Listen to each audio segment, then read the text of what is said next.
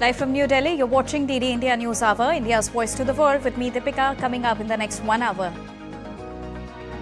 Parliament all set to vote for 3 key bills today. During marathon debate on Thursday, government assured delimitation bill will be fair and there will be no injustice to southern states. Trump recalls his conversation with Prime Minister Narendra Modi, describes him as a great friend from India and praises Prime Minister Modi for his work. French President Emmanuel Macron dials Prime Minister Narendra Modi. Leaders call for urgent need to restore safety in Strait of Hormuz. 10-day ceasefire between Israel and Lebanon comes into effect. Trump urges Hezbollah to abide by the agreement. Donald Trump signals possible Iran talks this weekend, adding to optimism that the war could be nearing an end.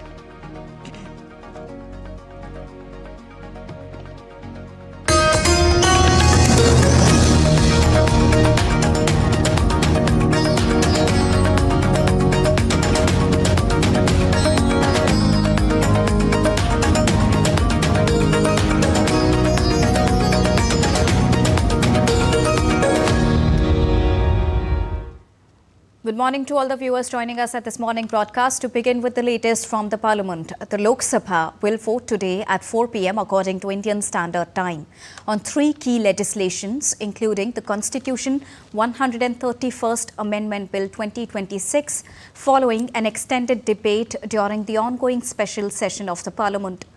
The 3 bills under consideration include the Constitution Amendment Bill, the Delimitation Bill 2026 and the Union Territories Law Amendment Bill 2026.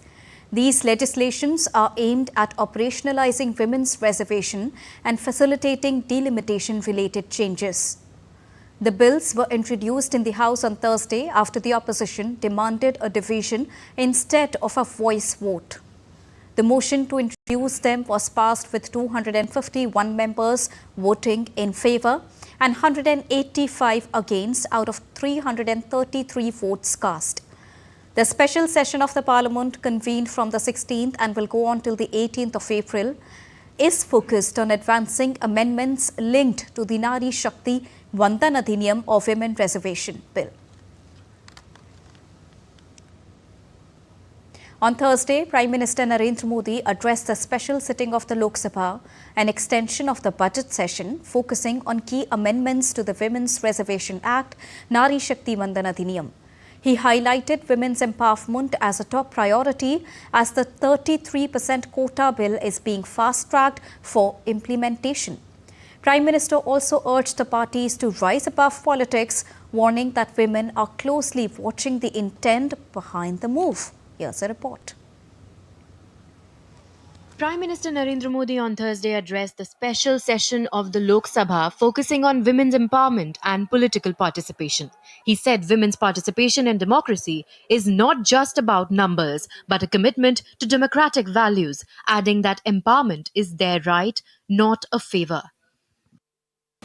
हर चुनाव में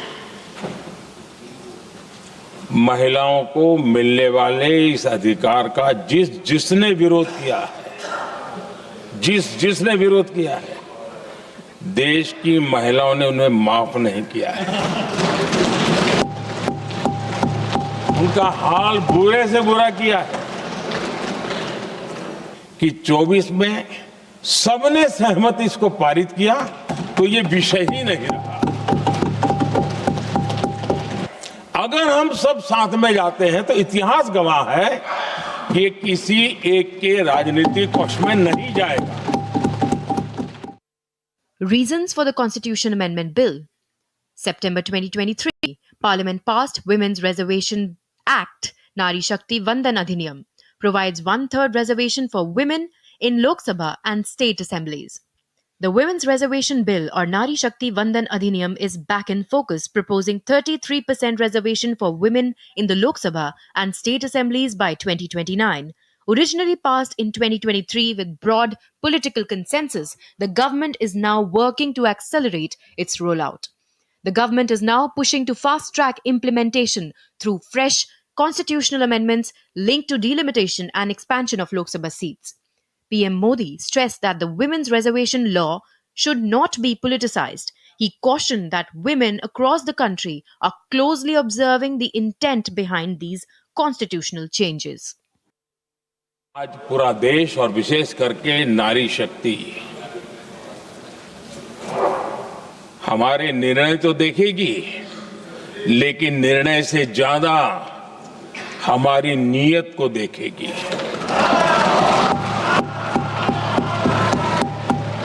और इसलिए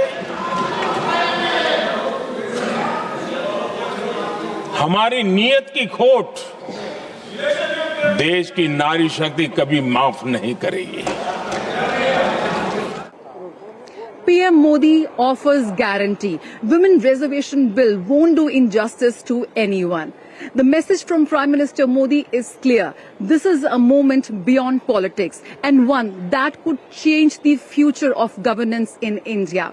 Women reservation has long been a political promise. Now it stands at the cusp of implementation. With camera person Gaurav Giri, this is Jaya Sinha for DD India. Speaking in the Lok Sabha, Union Home Minister Amit Shah said a narrative is being spread that the representation of southern states will decline after delimitation, but asserted that their strength will actually increase. Union Minister Amit Shah said the proposed framework ensures that no region will lose seats in absolute terms and that southern states will see a rise in representation.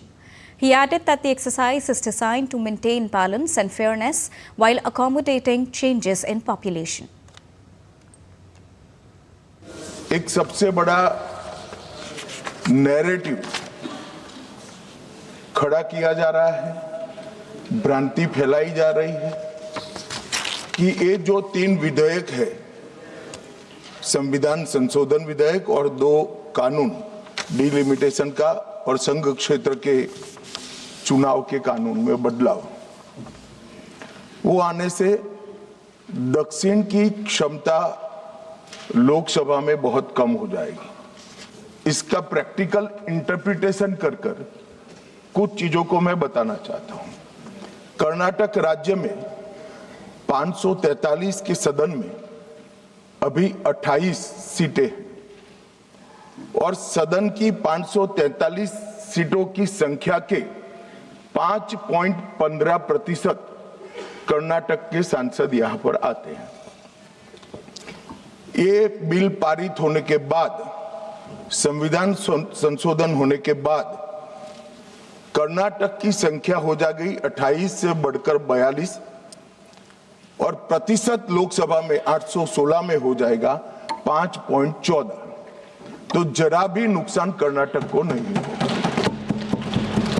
दूसरा राज्य है आंध्र प्रदेश, इनकी अभी 25 सीटें हैं आंध्र प्रदेश की और अब की स्थिति में उसका प्रतिशत प्रतिनिधित्व 4.60 है, 4.60। अब इसमें भी 50% लगभग वृद्धि होगी, तो सीटें हो जाएगी 38 और 4.60 की जगह 4.65% उनकी शक्ति हो जाएगी। तेलंगाना में 17 सीटें हैं अभी और उनकी शक्ति 543 के सदन में प्रतिशत 3.13 है। अब उसमें 50% की वृद्धि होगी और सीटें हो जाएगी 26 और 3.13 की जगह 3.18% उनकी क्षमता होगी। तमिलनाडु, इतने सारे लोग काले कपड़े पहनकर आए हैं, मैं तमिलनाडु की जनता को भी आश्वस्त करना चाहता हूं कि आपकी शक्ति कम नहीं होगी, बढ़ रही है। मान्यवर, अभी 39 सांसद तमिलनाडु राज्य से चुनकर यहां आते हैं और 543 के सदन में उसके प्रतिशत है 7.18%, 7.18%।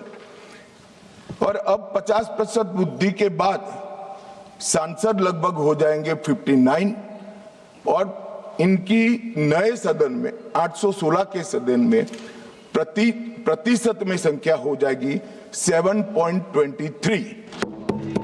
मैं फिर से एक बार रिपीट करना चाहता हूं, अभी तमिलनाडु की सदन में प्रतिशत स्ट्रेंथ 7.18% है, वो बढ़कर हो जाएगी 7.23। तो तमिलनाडु को भी कोई नुकसान नहीं। केरला में 20 सांसद हैं, 3.68% इनका स्ट्रेंथ है, 20 की जगह 30 सांसद होंगे और 3.68 की जगह होगा 3.67। अब कुल मिलाकर दक्षिण का जो पूरा नैरेटिव बनाया जाता है उसको अगर हम सोचते हैं तो अभी 543 सीटों में जो आपके द्वारा बनाया गया है उसमें 129 सांसद इस सदन में बैठते हैं। मान्यवर, लगभग 23.76% दक्षिण के सांसदों का यहाँ शक्ति है। अब 50% वृद्धि होने के बाद 129 की जगह 195 सांसद बैठेंगे और उनकी शक्ति 23.97% मतलब 24% होगी। तो शक्ति कम नहीं हो रही है, बढ़ रही है। Union Minister Ashwini Vaishnaw assured the citizens that proportionate representation will be maintained after the delimitation exercise. The minister said delimitation would ensure fair and balanced representation across states. Meanwhile, Amit Shah also assured that no injustice would be done to southern states during the process. He noted that the 5 southern states currently hold 129 out of 543 Lok Sabha seats, accounting for about 23.76%. And under the proposed expansion to 816 seats, their share would rise to 195 seats or 23.9%, indicating a proportionate increase.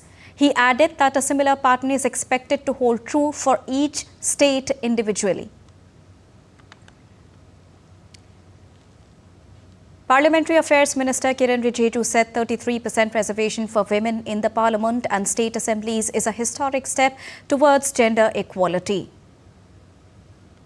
मुख्य मुद्दा ये है महिलाओं को आरक्षण देना। लोकसभा और विधानसभाओं में भारत के महिलाओं को 33% आरक्षण देना और जनरल सीट से भी महिला चुन के आ सकते हैं, लेकिन 33% रिजर्वेशन देने के बाद इतिहास हो जाएगा। भारत पूरे दुनिया में एक मिसाल कायम करेंगे कि महिलाओं के लिए हम कितना बड़ा कदम उठा रहे हैं। इसमें कोई विरोध होने का आवश्यकता नहीं। दूसरी बात ये कि डिलिमिटेशन या बाकी इशू उठा करके महिला आरक्षण को गिराने का कोशिश नहीं करना चाहिए, क्योंकि डिलिमिटेशन में भ्रम फैलाए जा रहे हैं। कुछ पार्टियों ने डिलिमिटेशन को लेकर के दक्षिण भारत वहाँ में एक गलत तरीका का संदेश फैलाने की कोशिश किया, वो ना करें। And now to get you the latest on this, I'm joined by DD India correspondent Vishal Paraso. Good morning, Vishal. First, help us understand, our viewers especially, how will the voting take place today, because it's a crucial day, and what is the process that is going to be followed by the Parliament to carry forward this entire process of voting? Well, a very good morning to you, Deepika. And Parliament has had a very hectic day, rather night as well, because the proceedings went on till late past midnight. So it's been a long day yesterday, and today also things have started to roll. At 11 o'clock the lower house would assemble, and at 3 o'clock we are expecting the Minister for Law and Justice to make a statement in the lower house, and by 4 o'clock there would be a vote on this. So it is also being termed as a super vote, and it would be a vote by division, and the numbers would be displayed electronically on the board in the lower house, so we would get to know who is in favor and who is against. And there have been long debates. The opposition is still maintaining by its stand, which was there yesterday, and it is saying that this is against the opposition. They are questioning the timing. They are questioning the very purpose as to why this bill would have its effect in the 2029 general elections. Why can't we have the bill right now, and why can't it benefit a 33% reservation for women? But the government is saying that there is a process, the census is underway, and we need to wait, and then we would be able to give justice to the women all across the country. It would be a historic step taken by the Parliament, and the Prime Minister said that it is not me or my party, but everybody would be benefited out of it, and you would all be participating in this historic moment, because India would set an example for the world. There is a myth around the delimitation bill, as you also mentioned, that claims the bill will be specifically unfair to certain states. And these are the southern states, the 5 southern states that Amit Shah also mentioned. And Union Minister not only addressed this matter in the Parliament yesterday, but he also showed the figures that how is it going to make an improvement and not going to put a negative impact on the southern states. Tell us that how Prime Minister Narendra Modi, how Union Minister Amit Shah are going to ensure that none of the southern states are going to be negatively impacted by this delimitation bill. And this question, this concern only delays the act of implementing the Nari Shakti Vandan Adhiniyam. Well, absolutely. The Prime Minister and also the Home Minister, you also heard the Parliamentary Affairs Minister, they've all put it on record, and they're saying that it's a win-win situation for everybody. The Prime Minister went on to say that women of the country have in the past also punished people who denied them this justice, because we know that in 2010 during the UPA rule, this bill was first introduced in the Rajya Sabha, met with a lot of opposition from Samajwadi Party and the RJD, and we know that Mulayam Singh Yadav and Lalu Prasad Yadav, they were very vocal, accusing the government of which their parties were ally, because they were all allies to the UPA government, and they said that this is not at all accepted because it denies the quota for other backward classes women, and this is mainly for the upper caste women. And then the government, since it did not have the power or the numbers, it could not be introduced in the lower house of the Parliament. And this time also the situation is same. The opposition is against it. We know that the Home Minister defined the whole process. He also went on to say how each state would benefit out of it. There are 5 states in the south, and he also said that you're not going to lose, because we know that there's a demographic and also economic divide between the north and south. The south is doing very well, extremely well, as far as the family planning policy is concerned, and at the same time it is also contributing 30% to the national GDP of the total national GDP. And the southern states, when they say that why should we be punished? So the Home Minister had made it very clear that it would be only 50% proportionate increase, so the south in no way is going to lose out of it. So you need not to worry, you just have to participate, you just have to come along and give the women their due, which has been there for a very long time. The justice delayed is justice denied, and we know that it is not only for the Parliament but also for the state assemblies. So it is going to benefit all and sundry. You just have to contribute, you just have to do your duty. This is what the Prime Minister and the Home Minister have been saying, but it is yet to be seen how the opposition reacts, because we know that opposition, despite not having the numbers, they still can stop this whole process, because the whole process requires a specific number, and we know that NDA with all its allies can garner only up to 293 votes, I beg your pardon, and they still needs 67 more votes. So either of the Trinamool Congress or any other party from the opposition, if they step forward, support the government, then only this whole voting would be a success. So much, Vishal, for joining us and getting us the latest on this. And meanwhile, the Women's Reservation Act 2023 came into force late on Thursday night. According to a notification issued by the Union Law Ministry, the central government has made the Constitution 106th Amendment Act 2023 effective from April the 16th. The law is related to the 33% reservation to women in Lok Sabha, or the lower house of the Parliament, and state assemblies. In the year 2023, the bill related to it was passed by both the houses of the Parliament. The act even got the approval of the President, and now it has been implemented through the Gazette notification.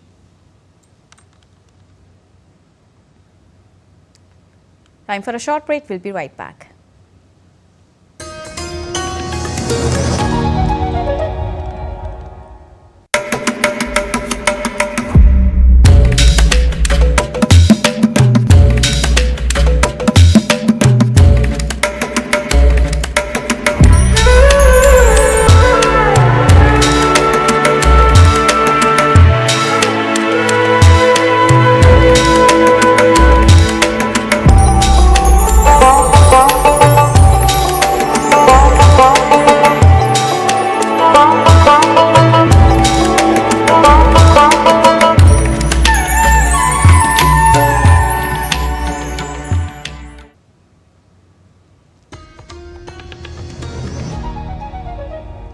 Welcome back after that short break. You're watching DD India Newshour. Moving on to other international updates. A 10-day ceasefire deal was agreed between Lebanon and Israel, and it took effect on Friday as US President Donald Trump said he was trying to set up face-to-face meeting between the leaders of the two countries. According to the text of the ceasefire agreement released by the US State Department, once the ceasefire takes effect, the Lebanese government will take steps to prevent Hezbollah and all other non-state armed groups in its territory from carrying out any attacks against Israel. Donald Trump said on his Truth Social platform that the two leaders have agreed for the ceasefire in order to achieve peace between their countries. He later said he expected Netanyahu and Aoun to visit the White House over the next 4 to 5 days. We just made a deal with Lebanon. As of 2 hours from now, we have a ceasefire with Israel and Lebanon, and that'll be great. And they'll be meeting, probably coming to the White House over the next 4 or 5 days. That'll be the first time they've met in 44 years, which is pretty unneighborly, considering they're neighbors. But there's a really good chance that that'll work out with Lebanon and Israel. I met with, through the telephone, with the president of Lebanon, who's a really good guy, highly respected, and with Bibi. And I think there's a chance we'll be meeting right here.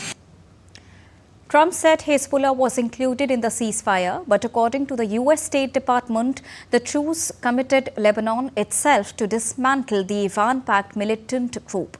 Trump later said Lebanon would take care of Hezbollah, adding that he believed the Iran-backed group would stick to the ceasefire.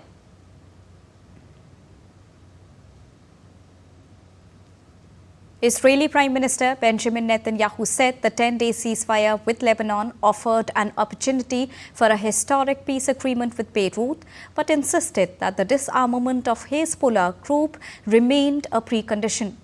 Netanyahu said Israel agreed to the truce but will maintain a 6-mile security zone along the border in southern Lebanon. He added that Israel maintained 2 conditions for the ceasefire: Hezbollah's disarmament and a lasting peace agreement based on strength. We have an opportunity to make a historic peace agreement with Lebanon. President Trump intended to invite me and the President of Lebanon to try to advance the agreement. This opportunity exists because since the war of destruction, we have fundamentally changed the balance of power in Lebanon. Meanwhile, Lebanese Prime Minister Nawaf Salam also welcomed Trump's announcement of ceasefire, saying a truce was a key Lebanese demand that we have pursued since the very first day of the war between Hezbollah and Israel. Ahead of the ceasefire, Aoun's office thanked Trump for his efforts to secure the truce, but the Lebanese president rejected Trump's request for a direct call with Netanyahu. Now, at the United Nations, spokesperson Stéphane Dujarric said UN Secretary General Antonio Guterres welcomed any step that could stop the fighting. He reiterated the UN's call for full implementation of Security Council Resolution 1701 that ended the 2006 war between Israel and Hezbollah and calls for the Lebanese state to extend its authority across its territory. Asked about Hezbollah's reported rejection of any arrangement announced in that way, he said the UN's message was for all the sides to respect the ceasefire. We welcome steps that would end hostilities and suffering on both sides of the Blue Line. The United Nations, through our political and peacekeeping missions, remains ready to support these efforts and continues to urge the full implementation of Security Council Resolution 1701. And that full implementation is towards a permanent ceasefire and a long-term solution to the conflict. US President Donald Trump, Washington and Tehran were very close to a peace deal and insisted that Iran had agreed to hand over its enriched uranium. Trump said on Thursday the United States and Iran will probably, maybe, resume in-person talks over the weekend as efforts continue to reach a deal on ending the conflict. Trump said he would consider visiting Pakistan if a peace deal is reached between the US and Iran. He said he may not need to extend the current 2-week ceasefire with Iran that expires next week. Meanwhile, Donald Trump dismissed the reportedly US 20-year timeline to suspend Iran's uranium enrichment. He also claimed that Tehran has agreed to give us back the nuclear dust that's way underground because of the attack we made with the B-2 bombers, referring to Iran's enriched uranium. However, Trump reiterated his threat to resume bombing if the talks fail. Very important is that Iran does not have a nuclear weapon, and they've agreed to that. Iran's agreed to that, and they've agreed to it very powerfully. They've agreed to give us back the nuclear dust that's way underground because of the attack we made with the B-2 bombers. So we have a lot of agreement with Iran, and I think something's going to happen very positive. And now to give you more on this, I'm joined by DD India correspondent Akhilesh Suman. Good morning. Now, Israel and Lebanon have agreed to a 10-day ceasefire. What more can you tell us about on the terms agreed by both the sides to reach the ceasefire? You know, the basic objective is to stop the activities of Hezbollah that is based inside Lebanon. And Hezbollah is not just inside Lebanon, they also hide themselves, they hide their, headquarters, and also there are many mercenaries in the civilian, areas of, Lebanon, in different cities of Lebanon. So I think in that way, Lebanese citizens were getting affected because of Israel's war inside. And Israel was attacking because of that region, according to Israel, because Hezbollah's hideouts are there in all those areas. So I think this is very important development from the side of, US President Donald Trump, that he has, called officials of both the sides in Washington, D.C., and Marco Rubio talked to them. And now I think it is a time again that they will talk directly with Netanyahu, and Lebanese president will talk directly, though Lebanese president is showing unwillingness to talk directly to Netanyahu. But given the fact that, Donald Trump has announced a 10 days ceasefire between Israel and, Lebanon, provided Hezbollah doesn't attack Israel again, inside Israel again. So I think this is a good development, and this will also help the negotiations that are going on between Iran and USA. Because, Iran has been telling time and again that, Israel's attack inside Lebanon should stop. They mean that Israel's attack against Hezbollah should be stopped. So now that ceasefire has been announced, and, there is already ceasefire between Iran and USA up to 22nd of April. So in between, everyone is hoping that there should be an agreement between Iran and USA now, because Israel is also stopping the attacks inside Lebanon. So it is a good situation for everyone, because of this stalemate, the whole Strait of Hormuz is getting affected, and everyone is trying to get rid of this blockade that has been imposed by Iran earlier and now by USA earlier. And Israel-Lebanon ceasefire is also a positive sign for US-Iran talks. And again, there is a possibility of talks taking place this weekend. What can we expect?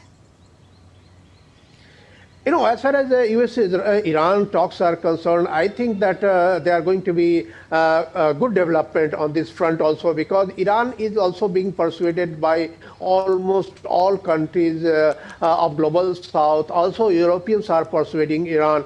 Americans are anyway putting pressure on Iran. So I think Iran is also trying to, come to a situation when this confrontation could not go for long, because it is destroying Iran's economy, and once, USA has put a blockade on the whole, Gulf of Oman and also Arabian Sea, Iran's economy, Iran's import, export, everything is going to be net zero. So in that situation, Iran is also, I think, rethinking and, recalibrating their stand on this issue. And what we are getting from our sources, that the hiccup is there, that, USA wants that Iran should not process any nuclear material for next 20 years. However, Iran was telling that I can stop for 5 years. So there might be some midway, and the whole question of who will keep the processed nuclear material that has been processed by Iran now. So USA is telling that it will keep it with itself. So in that situation, whether Iran will agree on that, handing over the all processed uranium to USA, it is a big question, and it might be again a point of contention between the two nations. But I think that when nitty-gritty of the whole agreement is being talked with all stakeholders, I think that we should expect some positive movement in this side. And that India has always been supporting that dialogue and diplomacy should be adopted. So I think it is going to be in that direction, All right. Thank you so much for joining us and getting us the latest on this. Now, the leaders of France and the UK will gather dozens of countries, but not the US, on Friday to push forward plans to reopen Hormuz Strait. The Paris meeting is a part of attempts by sideline nations to ease the impact of a conflict they did not start and have not joined, but that has sent the global economy reeling. The US is not a part of the planning for what has been branded the Strait of Hormuz Maritime Freedom of Navigation Initiative. In a post on X ahead of Friday's conference, French President Emmanuel Macron said the mission to provide security for shipping through the strait would be strictly defensive, limited to non-belligerent countries and deployed when security conditions allow.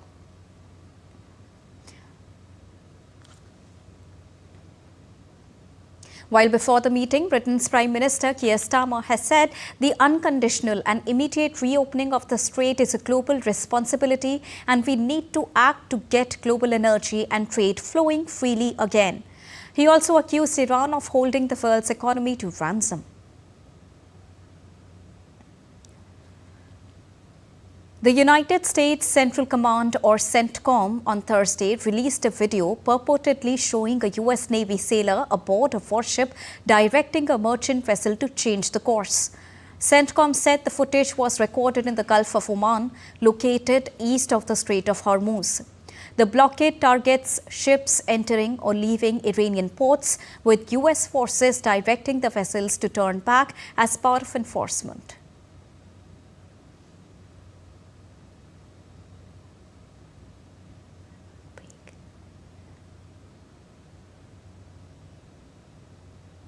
Time for a quick and short break. We'll be right back.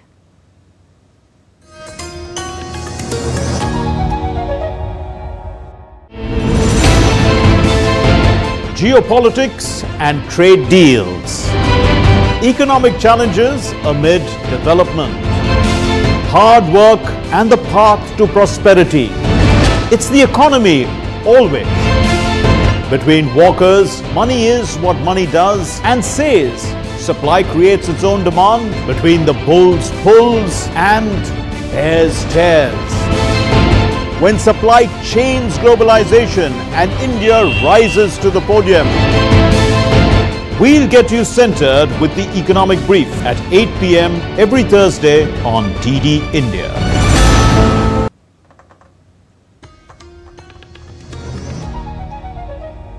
Welcome back after that short break. You're watching DD India News Hour.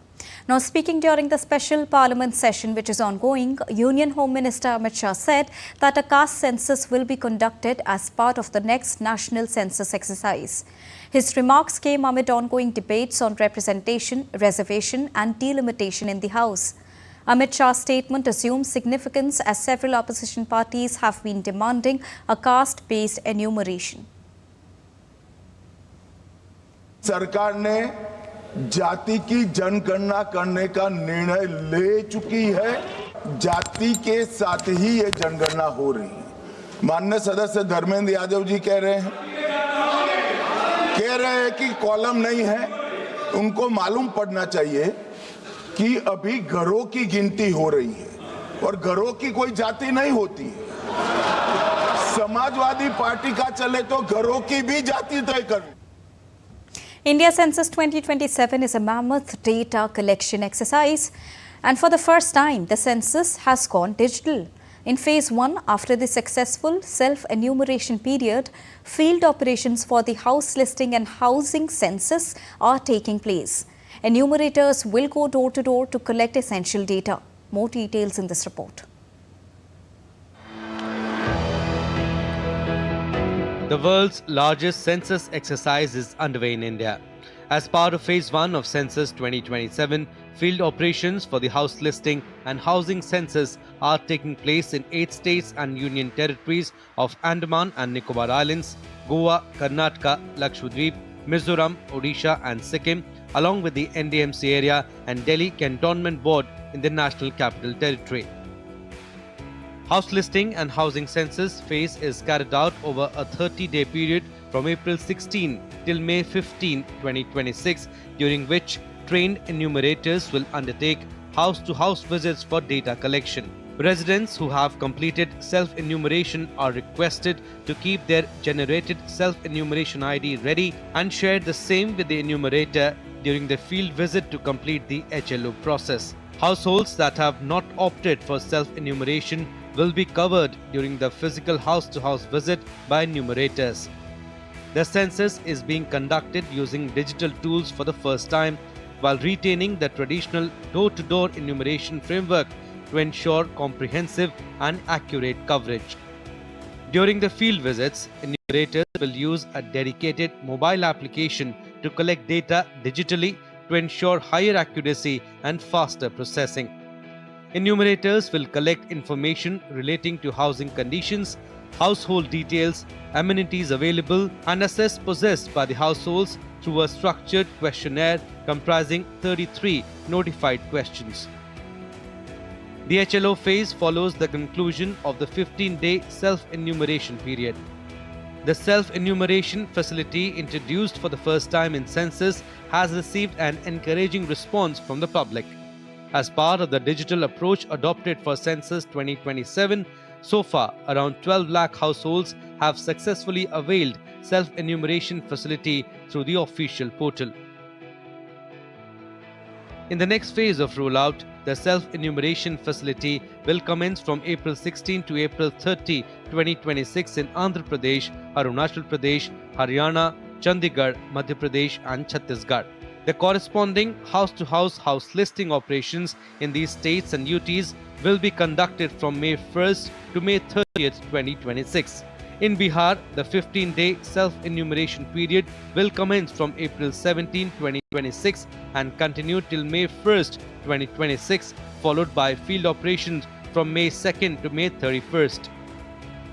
The last census of India was conducted in 2011. Census 2027 will be 16th in series and 8th since independence. Census is the biggest source of primary data at village, town and ward level and plays a key role in evidence-based policy making, equitable resource allocation and national planning.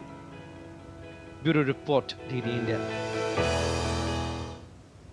US President Donald Trump on Friday said he had a very good conversation with his friend Prime Minister Narendra Modi. He was referring to the talks the two leaders had on Tuesday. Trump had called Prime Minister Modi on Tuesday to discuss the bilateral relationship and share perspectives on the situations in West Asia, where the US and Israel have launched a war on Iran. During the Trump-Modi phone call on Tuesday, the two leaders stressed the importance of keeping the Strait of Hormuz open and secure. I had a very good talk with him, and he's a friend of mine from India, and he's doing great. We had a very good conversation. Prime Minister Narendra Modi and French President Emmanuel Macron held a phone call on West Asia situation and agreed on the need to urgently restore safety and freedom of the navigation in Strait of Hormuz. Prime Minister posted on social media platform, and I quote him here, "Received a phone call from my dear friend President Emmanuel Macron. We discussed the situation in West Asia and agreed on the need to urgently restore safety and freedom of navigation in the Strait of Hormuz. We will continue our close cooperation to advance peace and stability in the region and beyond."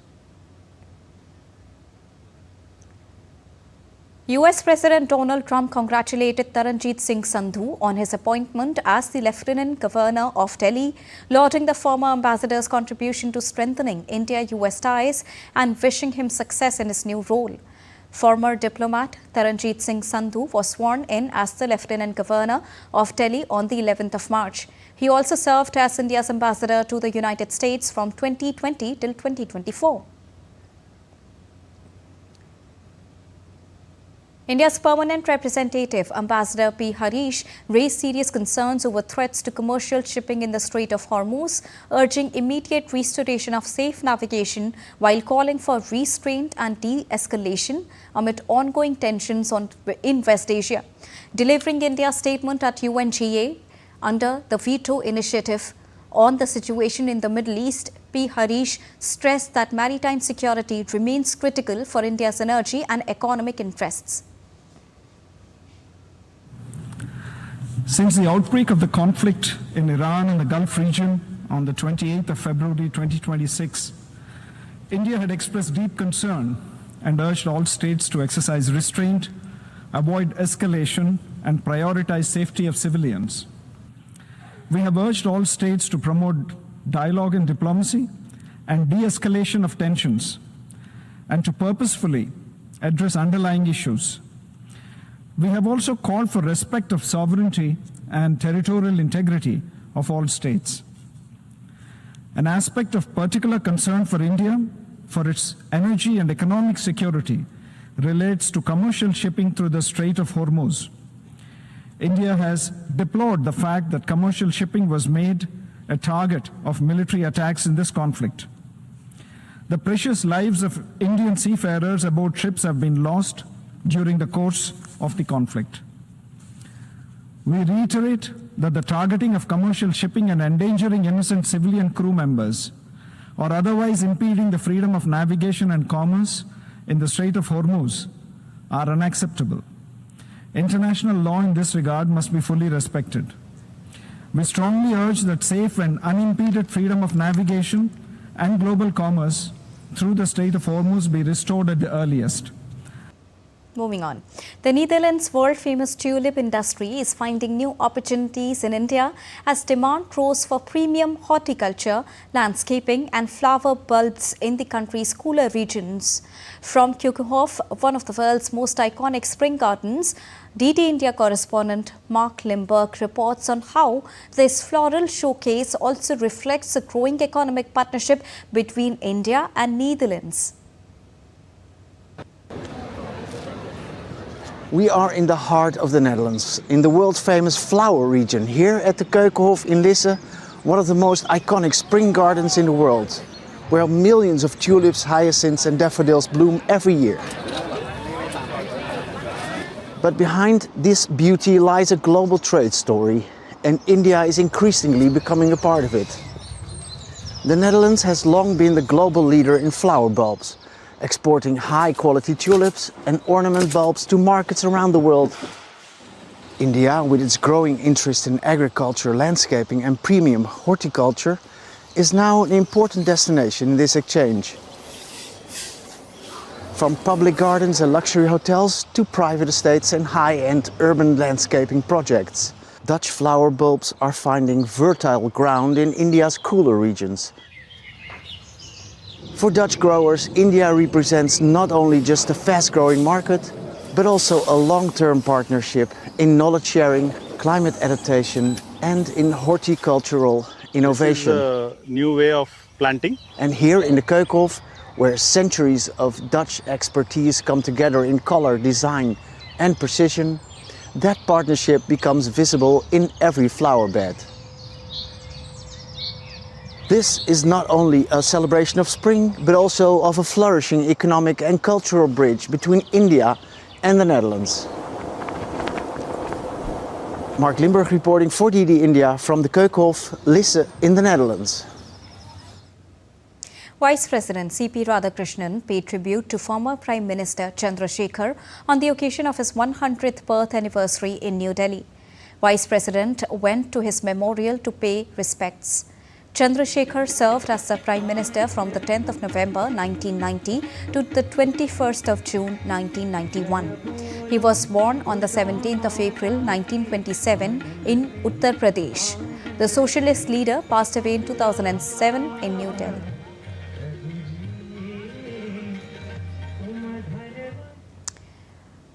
And now an update from the Shakti district of Chhattisgarh, where the death toll in the Vedanta Limited Plant accident has now risen to 20.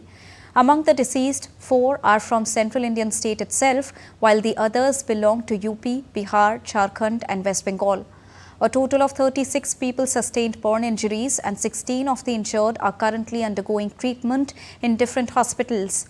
FIR has been registered at Dabra police station against 8 to 10 individuals, including members of the management in connection with the incident. Those named in the FIR include company chairman Anil Agrawal and plant head Devendra Patel.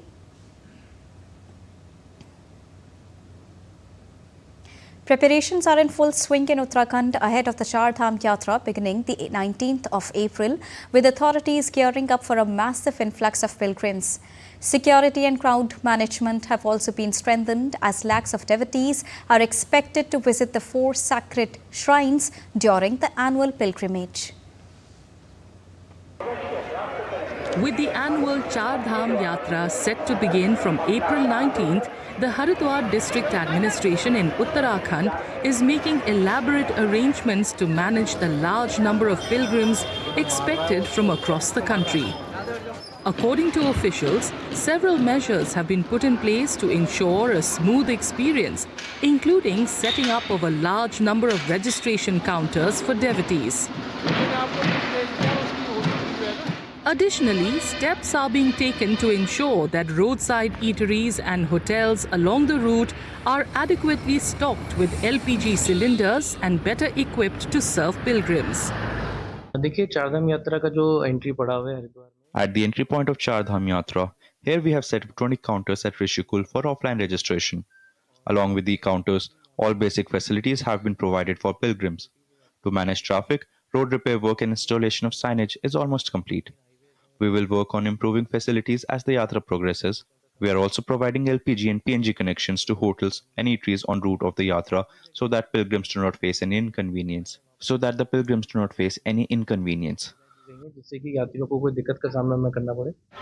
With lakhs of pilgrims expected to visit the state during the Yatra, special emphasis is being placed on strengthening security deployment and implementing strong measures for crowd management.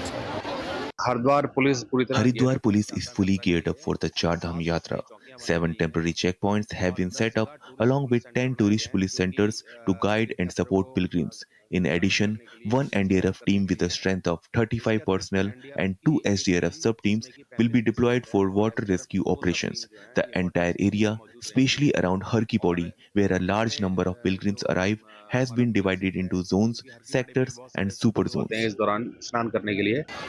Char Dham Yatra is an annual pilgrimage of the 4 sacred temples, Yamunotri, Gangotri, Kedarnath and Badrinath, located in the hill state of Uttarakhand.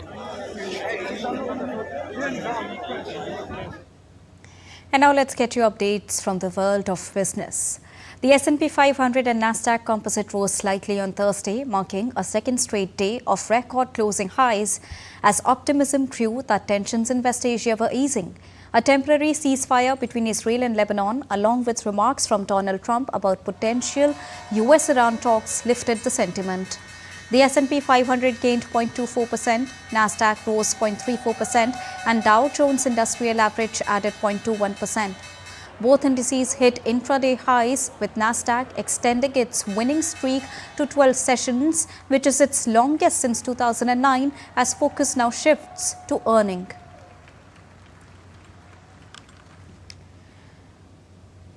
International Monetary Fund warned that Asia is particularly vulnerable to an energy shock due to its heavy dependence on fuel imports from West Asia. Director of the IMF's Asia Pacific Department, Krishna Srinivasan, said a prolonged conflict could disrupt supplies and significantly impact growth. Despite entering 2026 with strong momentum, support by lower US tariffs, a robust tech cycle and easy financial conditions, these positives are being partly offset by energy-related risk. While growth forecasts remain largely unchanged, Asia's energy-intensive economies remain exposed. Oil and gas usage accounts for about 4% of the GDP in Asia, nearly twice the level seen in Europe. First, a larger or more persistent energy shock would hit Asia-Pacific countries unevenly. Second, economies that depend heavily on imported energy use are especially vulnerable. Third, risks are greater still where energy buffers and fiscal space are limited, or where remittances, tourism, or fertilizer imports add to the exposure. This matters in parts of South Asia, Southeast Asia, and key among the Pacific Island countries. Executive Director of IEA Byrol warned Europe may have only about 6 weeks of jet fuel remaining if current supply disruptions persist. Byrol cautioned that flight cancellations could occur soon if oil supplies remain blocked due to the ongoing conflict in West Asia. He described the situation as potentially the largest energy crisis ever faced, attributing it to disruptions in the flow of oil, gas and other vital resources through the Strait of Hormuz. The disastrous situation will have major repercussions for the global economy. Governments and airlines are sounding urgent warnings over shrinking jet fuel supplies and rising prices amid Iran war, as Germany's Lufthansa has begun grounding aircraft. Nigerian carriers have threatened to suspend the operations, while a fire in Australia has further reduced fuel output. Carriers warned that fuel shortages could emerge within weeks, potentially disrupting travel ahead of the Northern Hemisphere's peak summer season. Germany's Lufthansa said it will ground up to 27 aircraft, while Britain's EasyJet warned that bookings are trailing last year's level.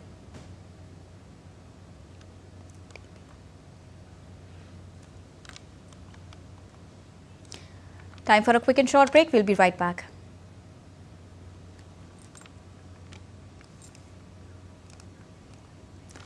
Time for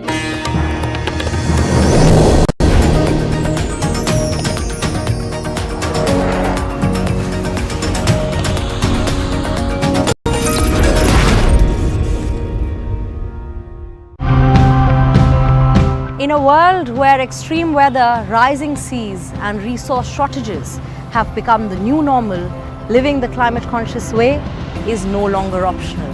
It is essential. Climate keeps changing. Extreme weather events are taking place in different ways. There is an urgent need to protect these dunes more than ever in order to protect ourselves from the events caused by climate change. So it's our duty to protect these sand dunes and not destroy them. How do you actually make it a permeable green space which is accessible to everybody, and then that advances the whole idea of social and environmental justice. But it is also very aerodynamic because we are creating these double curves and we have to maintain the right slope because the thatch here is without any waterproofing. So we end up making a 15-inch or 18-inch thick thatch roofing.